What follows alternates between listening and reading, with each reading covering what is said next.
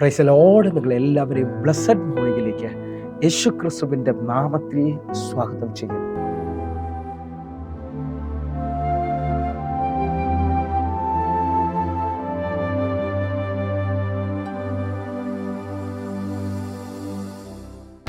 പ്രാർത്ഥിച്ചാൽ ഉത്തരമുണ്ട്, യാചിച്ചാൽ മറുപടിയുണ്ട്, മുട്ടിയാൽ തുറന്നിടും, ചോദിച്ചാൽ ലഭിച്ചിടും, അത് നിശ്ചയം.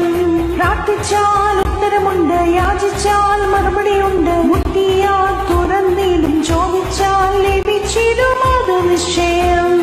നിശ്ചയം നിശ്ചയം അത് നിശ്ചയം, വാക്കു പറഞ്ഞവൻ മാറുകില്ല. നിശ്ചയം നിശ്ചയം അത് നിശ്ചയം, വാഗ്ദത്തം തന്നവൻ അകലുകില്ല. പ്രാർത്ഥിച്ചാൽ ഉത്തരമുണ്ട്, യാചിച്ചാൽ മറുപടിയുണ്ട്, മുട്ടിയാൽ തുറന്നിടും, ചോദിച്ചാൽ ലഭിച്ചിടും, അത് നിശ്ചയം.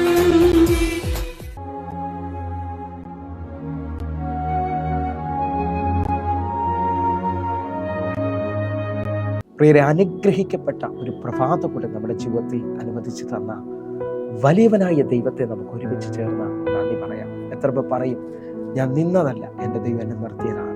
ഒന്നുകൂടെ പറഞ്ഞു കഴിഞ്ഞാൽ 2024 ജൂലൈ മാസം 18-ാം തീയതി എന്നെയും എൻ്റെ കുടുംബത്തെയും പ്രത്യേകിച്ച് അനേക പ്രതികൂലത്തിൽ പ്രതിസന്ധിയിൽ നിന്നും കണ്ണിലെ കൃഷ്ണമണി പോലെ സൂക്ഷിക്കുകയും കരുതുകയും ചെയ്ത വലിയവനായ ദൈവത്തിന് നന്ദി പറഞ്ഞുകൊണ്ട് ഈ പ്രഭാത ചിന്തയിലേക്ക് നമുക്ക് ഒരുമിച്ച് അടുത്തു വരാം. അടുത്തു വന്ന് നമ്മെ കരം പിടിച്ചെഴുന്നേൽപ്പിക്കുന്ന ദൈവം. പ്രിയരെ, പ്രാരംഭവാക്യത്തിലേക്ക് വിശുദ്ധ മാർക്കോസ് എഴുതിയ സുവിശേഷം 1-ാം അധ്യായം അതിൻ്റെ 30-31 വാക്യങ്ങൾ. അവിടെ ശീമോന്റെ അമ്മായിയമ്മ പനി പിടിച്ച് കിടന്നിരുന്നു. അവർ അവളെക്കുറിച്ച് അവനോട് പറഞ്ഞു. 31-ാമത്തെ വാക്യം. അവൻ അടുത്ത് ചെന്ന് അവളെ കൈക്ക് പിടിച്ച് എഴുന്നേൽപ്പിച്ചു.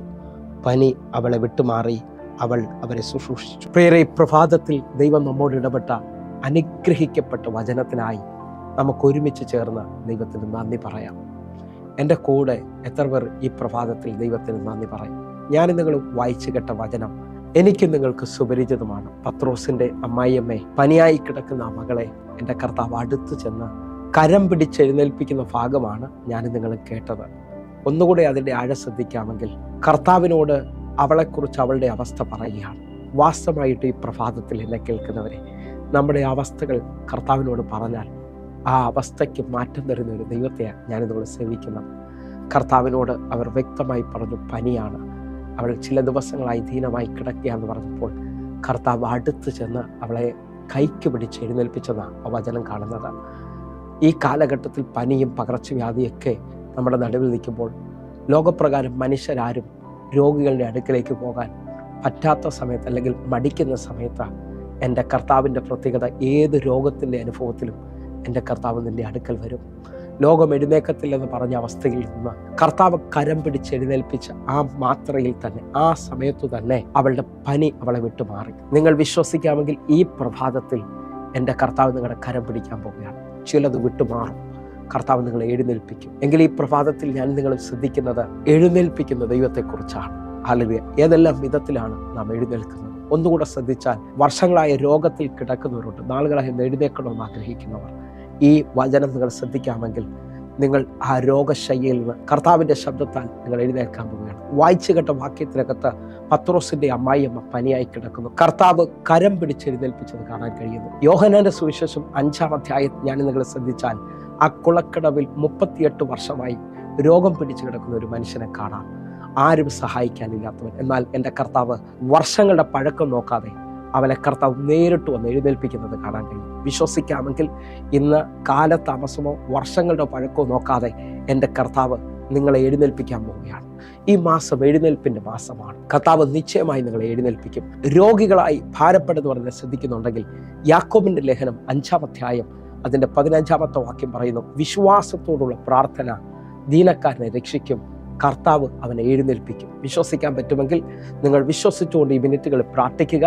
എൻ്റെ കർത്താവ് ദീനക്കാരനെ രക്ഷിക്കുക മാത്രമല്ല, എൻ്റെ ദൈവം നിന്നെ എഴുന്നേൽപ്പിക്കാൻ പോവുകയാണ്. രോഗത്തിൽ നിന്ന് പൂർണ്ണമായും എഴുന്നേൽപ്പിക്കുന്ന ദൈവം. കർത്താവിൻ്റെ വലിയ വിശ്വസ്തതയ്ക്കായിട്ട് നമുക്ക് ഈ പ്രഭാതത്തിൽ നന്ദി പറയാം. രണ്ടാമത്തെ മേഖലയാണ് അല്ലെങ്കിൽ നാളുകളായിട്ട് ചിലവർ നിങ്ങൾ എഴുന്നേൽക്കാത്ത രീതിയിൽ ചിലവരെ വാക്കുകൾ നെഗറ്റീവായിട്ട് നിങ്ങളെ ഇരുത്തിയിട്ടുണ്ടാകാം, നിങ്ങളെ ഭയപ്പെടുത്തിയിട്ടുണ്ടാകാം. ബൈബിൾ ആഴമായി ശ്രദ്ധിക്കുന്നവർക്കറിയാം, മാർക്കോസിന്റെ സുവിശേഷം 10:47 തുടങ്ങിയുള്ള വാക്യങ്ങളിൽ തിമായിയുടെ മകനായ ബർത്തിമായി ഇതാ റോഡിന്റെ വക്കിലിരുന്ന് ദാവീദ് പുത്ര എന്നോട് കരുണ തോന്നണേ എന്ന് പറഞ്ഞ് നിലവിളിക്കുകയാണ്. നിലവിളിക്കുമ്പോൾ 48 വാക്യം, മിണ്ടാതിരിപ്പാൻ പലരും അവനെ ശാസിച്ചിട്ടും ദാവീദ് പുത്ര എന്നോട് കരുണ തോന്നണമേ എന്ന് അവൻ ഏറ്റവും അധികം നിലവിളിച്ചു പറഞ്ഞു. മിണ്ടാതിരിക്കാൻ പലരും അവനോട് പറയുകയാണ്. കാരണം അവൻ്റെ എഴുന്നേൽപ്പ് ആഗ്രഹിക്കാത്ത ഒരു കൂട്ടം ആൾക്കാർ അവന് വേണ്ടിയല്ല യേശു വന്നതെന്ന് പറയുന്നുണ്ട്. അപ്പോൾ മാനുഷിക ശബ്ദം നിങ്ങളെയും എന്നെയും ഇരുത്തുന്നതാണ്. ഒന്നുകൂടെ പറഞ്ഞു കഴിഞ്ഞാൽ മാനുഷിക ഭയം എന്നെയും നിങ്ങളെ നിരാശപ്പെടുത്തുന്നതാണ്.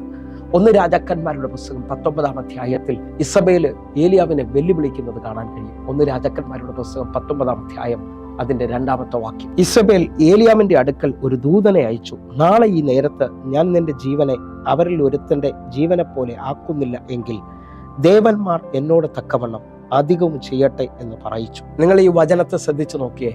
ഏലിയാവിന്റെ അടുക്കലേക്ക് ഇസബേൽ ഒരു ദൂതനെ അയച്ചിട്ട് പറയാണ്, നാളെ ഈ നേരത്ത് അവരെ പോലെ നിന്റെ ജീവിതവും ഞാൻ ആക്കി തീർക്കും. 3 വാക്യം, അവൻ ഭയപ്പെട്ട് ജീവരക്ഷയ്ക്കായി പുറപ്പെടുന്നത് കാണാൻ കഴിയുന്നു.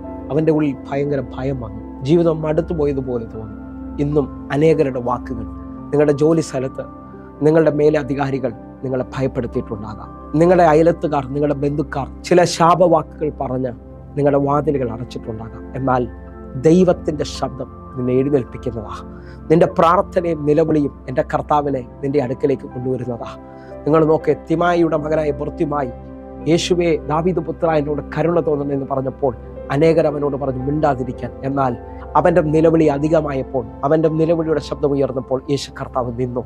അവനെ വിളിക്കുവാൻ പറഞ്ഞു. വിശ്വസിക്കാമെങ്കിൽ ഈ പ്രഭാതത്തിൽ എൻ്റെ കർത്താവ് നിന്റെ വാക്കിനകത്ത് ഉത്തരം അരുളാൻ പോവുകയാണ്, നിന്നെ എഴുന്നേൽപ്പിക്കാൻ പോവുകയാണ്. 3ാമത്തെ ഭാഗം ശ്രദ്ധിക്കാൻ പറ്റുമെങ്കിൽ ശ്രദ്ധിച്ചോ. നിങ്ങളുടെ കടബാധ്യതയിൽ നിന്ന്, നിങ്ങളുടെ താഴ്ചയിൽ നിന്ന് എൻ്റെ കർത്താവ് നിങ്ങളെ എഴുന്നേൽപ്പിക്കാൻ പോകും. 113 സങ്കീർത്തനം അതിന്റെ 7 വാക്യം, അവൻ എളിയവനെ പൊടിയിൽ നിന്ന് എഴുന്നേൽപ്പിക്കുകയും ദരിദ്രനെ കുപ്പയിൽ നിന്ന് ഉയർത്തുകയും ചെയ്തു. വിശ്വസിക്കാമെങ്കിൽ ഈ പ്രഭാതത്തിൽ ഈ വാക്യത്തെ സ്വീകരിക്കുക. നാളുകളായി കടബാധ്യതയിൽ നിൽക്കുന്നവർ, സാമ്പത്തികമായി വഴി തുറക്കാത്തവർ ഈ പ്രഭാതത്തിൽ ഈ വാക്യത്തെ ഏറ്റെടുക്കണം. അവൻ എളിയവനെ പൊടിയിൽ നിന്ന് എഴുന്നേൽപ്പിക്കുകയും ദരിദ്രനെ കുപ്പയിൽ നിന്ന് ഉയർത്തുകയും ചെയ്യും. നിങ്ങൾ വിശ്വസിക്കാമെങ്കിൽ സ്ഥിതിക്ക് മാറ്റം വരുത്തുന്ന, സാമ്പത്തികമായി ഉയർച്ച തരുന്ന, അവസ്ഥകൾക്ക് മാറ്റം വരുത്തുന്ന ദൈവം ഇന്ന് നിങ്ങളെ എഴുന്നേൽപ്പിക്കാൻ പോകും. 4ാമത്തെ ചിന്ത, അഭിഷേകം നിന്റെ മേളിൽ വന്നാൽ നീ എഴുന്നേറ്റിരിക്കും.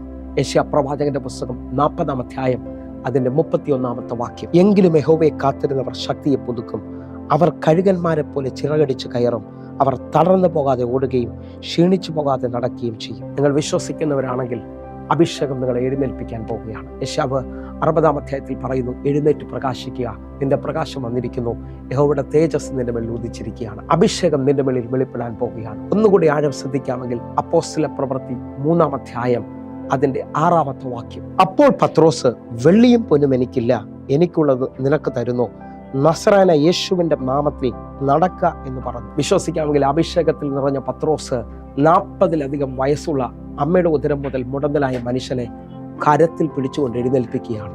ദൈവശബ്ദം, ദൈവിക അഭിഷേകം നിങ്ങളെ എഴുന്നേൽപ്പിക്കുന്നതാണ്. എത്ര പേർ എൻ്റെ കൂടെ ചേർന്ന് വിശ്വസിച്ചുകൊണ്ട് പറയും, ഈ പ്രഭാതം ഒരു എഴുന്നേൽപ്പിന്റെ പ്രഭാതമാണ്. കർത്താവെ, അടുത്തു വന്ന് ഞങ്ങൾ എഴുന്നേൽപ്പിക്കുന്നതിനായി സ്തോത്രം. അങ്ങയുടെ കരം വെളിപ്പെടുന്നതിനായി ഞങ്ങൾ കണ്ണുകൊണ്ട് അടയ്ക്കാം, പ്രാർത്ഥിക്കാം. ഞങ്ങളെ സ്നേഹിക്കുന്ന ഞങ്ങളുടെ നല്ല കർത്താവെ, പൂർണ്ണ ഹൃദയത്തോടെ ഞങ്ങൾ ഒരുമിച്ച് ചേർന്ന് പ്രാർത്ഥിക്കുന്നു. എഴുന്നേൽക്കാൻ ആഗ്രഹിക്കുന്നവർ മുഴുവൻ എഴുന്നേൽക്കട്ടെ അപ്പ. അങ്ങയുടെ കരം വെളിപ്പെടട്ടെ, അത്ഭുതം സംഭവിക്കട്ടെ. യേശുവിൻ്റെ നാമത്തിൽ ഞാൻ ഈ മക്കൾക്ക് വേണ്ടി പ്രാർത്ഥിക്കുന്നു. ഒരു വലിയ എഴുന്നേൽപ്പിന്റെ ശക്തി ഇവരുടെ മേളിൽ വ്യാപരിക്കട്ടെ. കർത്താവ് ഇവരെ അനുഗ്രഹിക്കുന്നു. ആമേൻ. പ്രിയരേ, ഈ പ്രഭാത സന്ദേശം നിങ്ങൾക്ക് അനുഗ്രഹമായി ഞാൻ വിശ്വസിക്കുകയാണ്. വേഗത്തിൽ തന്നെ നമ്മുടെ യൂട്യൂബ് ചാനൽ സബ്സ്ക്രൈബ് ചെയ്യും, ഫേസ്ബുക്കിലേക്ക് നിങ്ങൾ ജോയിൻ ചെയ്യണമെന്ന് ഓർപ്പിക്കുന്നു. അതുപോലെ ഈ കാണുന്ന നമ്പറുകളിൽ വിളിച്ച് നിങ്ങളുടെ പ്രാർത്ഥനാ വിഷയങ്ങൾ അറിയിക്കണമെന്ന് ഓർപ്പിക്കുന്നു. കർത്താവ് നിങ്ങളെ കൂടുതൽ അനുഗ്രഹിക്കട്ടെ. അതേപോലെ ഒരു ഗുഡ് ന്യൂസ്, എല്ലാ ദിവസവും ഇന്ത്യൻ സമയം വൈകിട്ട് 6 മണിക്ക് നമുക്ക് സൂമിൽ ആരാധന നടക്കുന്നു. നിങ്ങളുടെ പ്രാർത്ഥനാ വിഷയങ്ങൾ നേരിട്ട് പറയാൻ കഴിയും. അതേപോലെ ആരാധനയും വചനധ്യാനവും ഉണ്ട്. നിങ്ങളെ ഞാൻ ക്ഷണിക്കുകയാണ്. ആയിരങ്ങൾക്ക് അത് വിടുതലായിട്ടുണ്ട്. നിങ്ങൾ കടന്നു വരണമേ. കർത്താവ് നിങ്ങളെ അധികത്തിൽ മാനിക്കട്ടെ. God bless you. ആമേൻ.